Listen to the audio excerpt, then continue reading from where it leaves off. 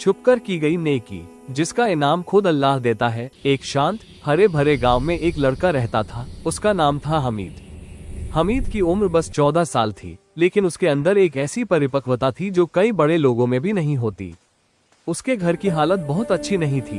पिता मजदूरी करते, माँ लोगों के कपड़े सिलती, लेकिन कठिनाइयों के बावजूद हमीद हमेशा खुश रहता और अल्लाह पर पूरा भरोसा रखता। गांव में एक मस्जिद थी, पुरानी लेकिन बहुत बरकत वाली, और उसी मस्जिद में रहते थे एक बुजुर्ग आलिम जिन्हें सब बाबा जान कहते थे। रोज शाम को बाबा जान बच्चों को इस्लामी कहानियां सुनाते, पैगंबरों की, सहाबाओं की और उन नेक लोगों की जिन्होंने दुनिया को अपनी अच्छाई से रोशन किया।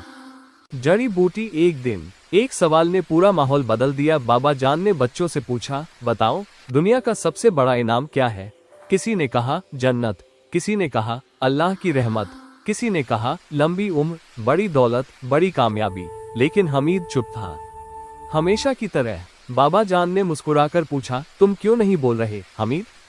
हमीद बोला, बाबा मेरे लिए सबसे बड़ा इनाम यह है कि अल्लाह मेरा छोटा सा काम भी कबूल कर ले। ये सुनकर पूरा माहौल शांत हो गया। बहुत से बच्चे पहली बार ऐसी परिपक्व बात सुन रहे थे। हमीद की छुपी हुई नेकी। बाबा जान ने पूछा, तुम ऐसा क्यों सोचते हो? हमीद ने धीरे धीरे बताया, बाबा मैं रोज सुबह फज्र से पहले मस्जिद आकर साफ करता हूँ। कोई देखे न देखे, मैं इसे सिर्फ अल्लाह के लिए करता हूँ। बच्चे दंग रह गए, क्योंकि किसी ने कभी सोचा भी नहीं था कि इतना साधारण सा लड़का इतना बड़ा काम कर रहा है, वो भी बिना दिखावे के। बाबा जान की आंखें भर आई और उन्होंने कहा, बेटा जो लोग छुपकर नेकी करते हैं, अल्लाह उन्हें दुनिया में भी इज्जत देता है और आखिरत में ऊंचा मकाम। कुछ ही दिनों बाद गांव में एक अजीब सी बेचैनी फैलने लगी। लोगों के जानवर बीमार पड़ रहे थे, किसानों की फसल सूख रही थी, बारिश रुक गई थी, गांव वाले परेशान थे। एक रात हमीद की मां ने देखा कि घर में ओढ़नी नहीं है। उन्होंने सोचा शायद कोई ले गया, लेकिन सुबह उन्होंने हमीद को एक अनाथ बूढ़ी औरत के घर से निकलते देखा। सवाल किया, हमीद तुम रात में वहां क्यों गए थे?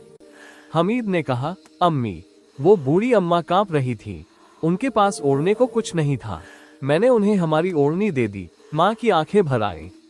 उन्होंने बेटे को गले लगा लिया। उस रात माँ ने तहज्जुद में हाथ उठाए, या अल्लाह मेरे बेटे की छुपी हुई नेकियां कबूल कर ले। अल्लाह की रहमत उतरने लगी। कुछ दिनों बाद गांव में काली बदली छा गई। लंबे समय के बाद बारिश होने लगी, हल्की नहीं बल्कि रहमत की बारिश। फसलें हरी हो गईं, बीमार जानवर ठीक होने लगे, सबके चेहरे पर खुशी आ गई। गांव वालों ने कहा, ये बारिश किसी नेक इंसान की दुआ से आई है।